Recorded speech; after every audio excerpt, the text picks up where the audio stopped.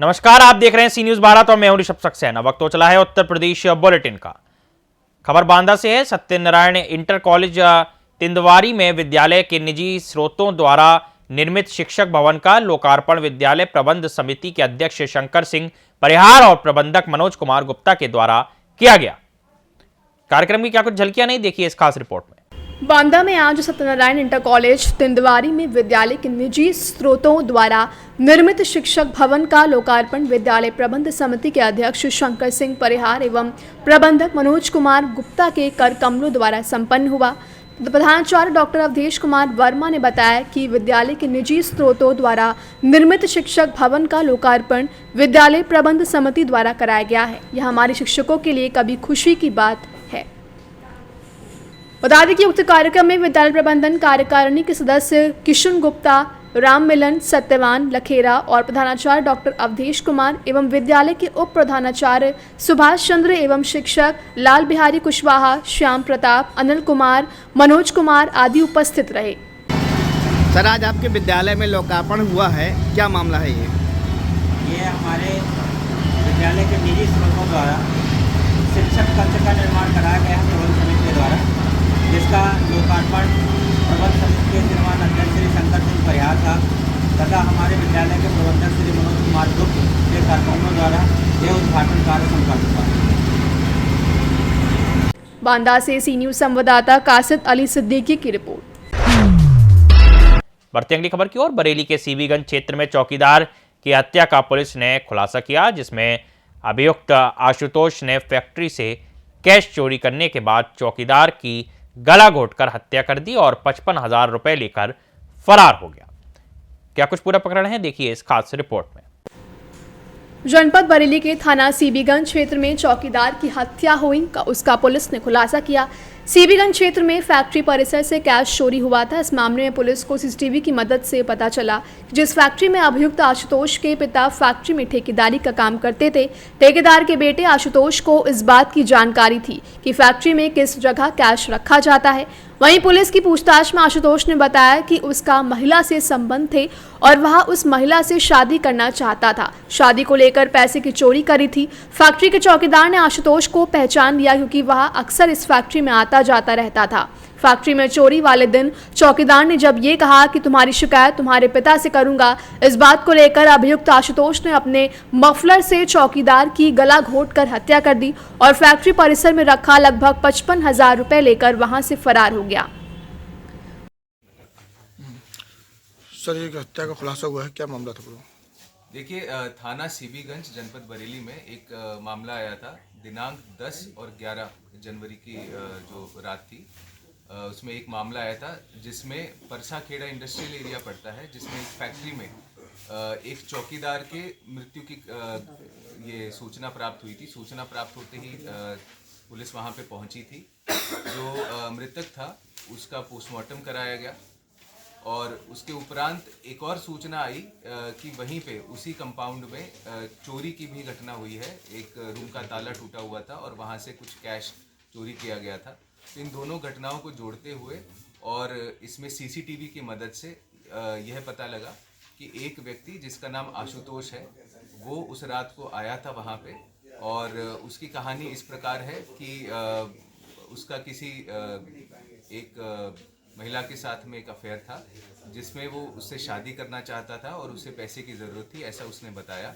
और इसी चीज़ को लेकर उसने चोरी का ये प्रयास किया था, चोरी करी थी। और जब उसे वहाँ के चौकीदार ने टोका और उसे पहचान लिया, क्योंकि ये जो आशुतोष है इसके पिता वहीं पे काम करते थे, तो चौकीदार ने उसको पहचान लिया और कहा कि मैं तेरे पिता को मैं बता दूंगा तो ये ऐसा ऐसा काम कर रहा है। तो इस चीज़ को लेके जो आशुतोष है उसने जो चौकीदार था उसका गला घोंट दिया, अपने मफलर से गला घोंटकर उसकी हत्या करी और वहाँ से चोरी करके फरार हो गया। बरेली से सी न्यूज संवाददाता BS चंदेल की रिपोर्ट। बढ़ती अगली खबर की ओर। गोरखपुर में बिजली के स्मार्ट मीटरों की स्थापना तेजी से हुई है। अब तक 10,641 मीटर लग चुके हैं और 1.78 लाख मीटर लगाने का लक्ष्य रखा गया है। देखिए ये खास रिपोर्ट। गोरखपुर के महानगर में अब तक जुनस कंपनी के 10,641 स्मार्ट मीटर लगाए जा चुके हैं। गोरखपुर में कुल 1,78,129 स्मार्ट मीटर लगाने का लक्ष्य रखा गया है। इन स्मार्ट मीटरों का संचालन सामान्य मीटर की तरह ही होता है, लेकिन कुछ उपभोक्ताओं में इससे जुड़ी गलतफहमियां पाई जा रही हैं। स्मार्ट मीटर रेडियो फ्रीक्वेंसी पर आधारित होते हैं और इन्हें सिम कार्ड की जरूरत नहीं होती। मोबाइल नेटवर्क बंद होने पर भी मीटर का कामकाज जारी रहता है। यह तकनीकी पहलू उपभोक्ताओं की समझ में आ रहा है और उनकी गलतफहमियां दूर की जा रही हैं। सर महानगर में बात करें अगर स्मार्ट मीटर की, तो कितने स्मार्ट मीटर अब तक लग चुके हैं और कितना अब तक बाकी है? लक्ष्य हमारा 1,78,129 है और हम लोग 10,641 मीटर अभी स्मार्ट लगा चुके हैं। कॉरपोरेशन और निगम मुख्यालय की हमारी गाइडलाइन है कि हम लोग को एक प्रायोरिटी सेट की है, जिसमें सबसे पहले हम लोग ये जो सरकारी भवन है, सरकारी कॉलोनी है, इनको सबसे पहले आच्छादित करेंगे और इसी डायरेक्शन में हम लोग चल रहे हैं। हमारे जो लगभग 798 सरकारी संयोजन है, तो हम लोग 30% उनके यहाँ मीटर लगवा चुके हैं उसमें। अरे सर, कुछ उपभोक्ताओं का इसमें अवधारणा है कि स्मार्ट मीटर काफी तेजी से चलता है। क्या विभाग के द्वारा ऐसा कोई प्रशिक्षण हुआ जिससे पता चला कि नहीं ऐसी गलत बात है और चीजें सही रूप से चल रही है? जांच कराई जा रही है इसमें और इसकी गाइडलाइन भी है कि हम लोगों को मतलब जो भी मीटर पहले से पूर्व में स्थापित है 5% छोड़ने हैं इसमें और बाद में उनका कंपैरिजन करना है। और दिसंबर माह में हम लोगों ने ऐसे जो छूटे हुए 65 मीटर का सत्यापन किया, दोनों मीटर की रीडिंग्स लाई, तो हम सभी सही पाए गए। और सर, रेडियो फ्रिक्वेंसी वाले मीटर क्या है? इसकी प्रचलन बहुत तेजी से बढ़ रही है। रेडियो फ्रिक्वेंसी के मीटर जो RF मीटर्स होते हैं, ये मतलब पूर्व में भी स्थापित है और इसमें क्या होता है कि जो मीटर स्थापित होता है तो ये एक 100 मीटर का एक मैश होता है, तो उस हर एक मीटर है, इसमें अपने आप में एक कम्युनिकेटिंग डिवाइस के रूप में काम करता है। गोरखपुर से सी न्यूज संवाददाता इमरान खान की रिपोर्ट। रुक करते हैं अगली खबर की ओर। प्रतापगढ़ के विधानसभा पट्टी क्षेत्र के बरहूपुर में अपना दल एस की बैठक, जिसमें BL पटेल की अध्यक्षता में पार्टी के विस्तार, सदस्यता अभियान और आगामी चुनाव के लिए कार्यकर्ताओं को प्रेरित करने पर चर्चा की गई। कार्यक्रम की क्या कुछ भव्यता और झलकियां नहीं, देखिए इस खास रिपोर्ट में। प्रतापगढ़ में विधानसभा पट्टी क्षेत्र के बरहूपुर में अपना दल एस की बैठक संपन्न हुई, जिसमें अध्यक्षता BS पटेल तथा संचालन मनसाराम पटेल ने किया। बैठक में पार्टी के विस्तार, सदस्यता अभियान, पार्टी को मजबूती प्रदान करने और राष्ट्रीय अध्यक्ष अनुप्रिया पटेल के विचारों को जन जन तक पहुंचाने पर चर्चा हुई। आगामी चुनाव में कार्यकर्ताओं को तन मन धन से जुट जाने के लिए आह्वान किया गया। विधानसभा अध्यक्ष BL पटेल ने सभी के प्रति आभार प्रकट किया। प्रतापगढ़ से सी न्यूज संवाददाता रोहित जायसवाल की रिपोर्ट। रुक करते हैं अगली खबर की ओर। सोनभद्र में पुलिस की मुठभेड़ में 25-25 हजार के इनामी बदमाश साहिल यादव और राहुल यादव घायल हुए। ये दोनों 3 जनवरी को ट्रक चालक से 1 लाख रुपए लूट के मामले में वांछित थे। क्या कुछ पूरा मामला है, देखिए इस खास रिपोर्ट में। सोनभद्र में 25,000 के 2 नामिया बदमाशों से पुलिस की मुठभेड़ हुई। पुलिस द्वारा आत्मरक्षा में जवाबी कार्यवाही में दोनों बदमाशों के पैर में गोली लगी। दोनों बदमाश ट्रक चालक से 1 लाख रुपए लूट के मामले में वांछित थे।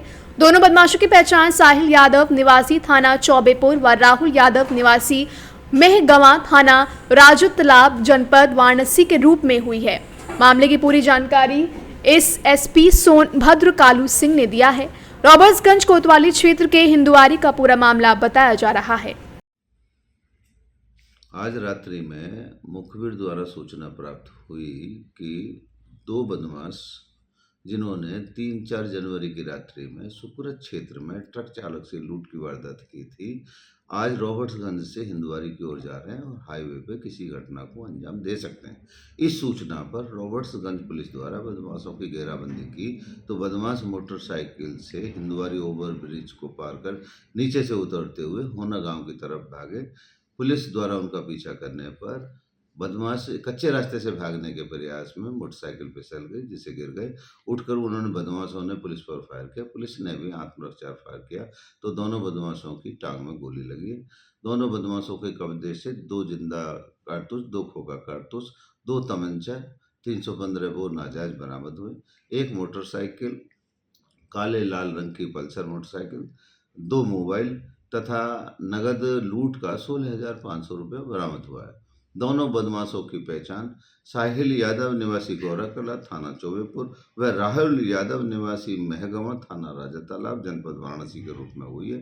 दोनों बदमाशों को तत्काल ही जिला चिकित्सालय लोधी इलाज हेतु भेजा गया।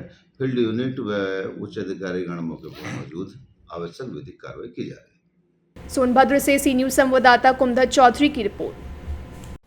इस यूपी बुलेटिन में फिलहाल इतना ही। देश और दुनिया की तमाम खबरों के लिए आप देखते रहिए सी न्यूज़ भारत।